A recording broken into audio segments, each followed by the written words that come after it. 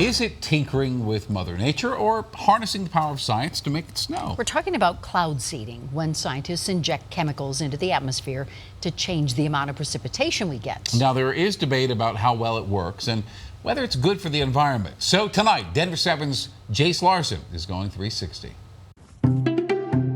Snow. It's one of the things that Colorado is best known for. Why? Well, we love it because we can ski on it. We also like it when it melts and disappears because it brings water downstream, both for us to drink, but also for ranchers and farmers to use to irrigate their fields. So what if you could produce more of it than naturally fell? Lots of people like that idea. They say cloud seeding might just solve a lot of our drought problems. Tonight, we're taking a 360 journey around our state. First to the ranch lands of western Colorado to meet a man whose living depends on water. Then we'll go upstream to where water is crucial for another reason. Then to the mountains to ask how cloud seeders run. Next, we'll go to one of the best experts in the country who tells us if this all really works. And we'll end downstream for this man's anti-cloud seeding perspective that might change your perspective on cloud seeding. Let's kick off this 360 with Gunnison area rancher Greg Peterson. To him, water in some years can be as scarce as the gold that brought settlers to Colorado. That's absolutely critical. It's the most important thing to raising cattle and hay in this valley. His perspective, we don't have enough water to go around, and cloud seeding offers more snowmelt. That means more water for grass to feed his hungry cattle and eventually their newborns. It gives you the cushion of having enough hay to feed your cattle and not have to worry about buying hay. Cloud seeding doesn't make clouds, but supporters believe it does get more snow out of an approaching storm. Ground seeders use hot air to carry tiny silver iodide particles up into the clouds. Some companies use specialized planes to inject the clouds. Well, then the moisture already in the clouds bonds to that silver iodide, then it becomes heavy, and voila, snow falls to the ground.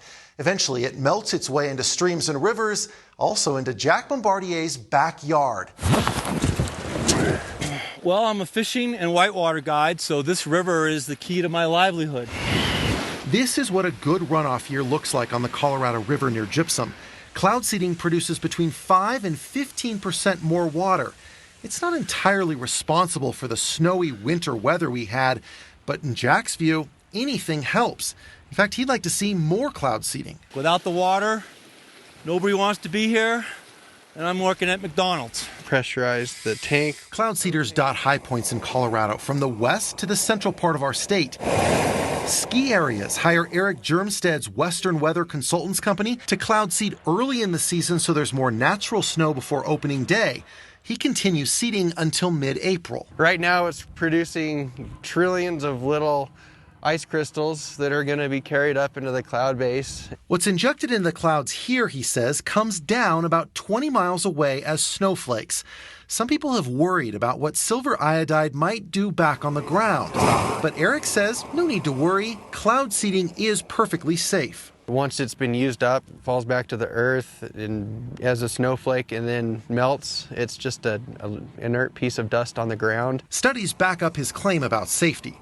Now, if all of this sounds kind of sci-fi, we wanted to find out, does it really work? Well, the answer comes from here in Boulder at CU. These observations really show us that cloud seeding does work. CU researcher Katja Friedrich is as close to a cloud seeding expert as you can get. Her team had a cloud seeding plane fly into moisture-rich clouds. Aircraft on that day was basically flying back and forth. This is what begins to appear on radar, and only in the places where the plane released silver iodide. You can even see these individual flares that we drop. Proof? Well, not for everyone, as we bring this 360 closer to home. It doesn't make sense to spend a whole lot of time and a whole lot of money on it. Radar images don't change the viewpoint of Denver area water supporter Gary Wachner.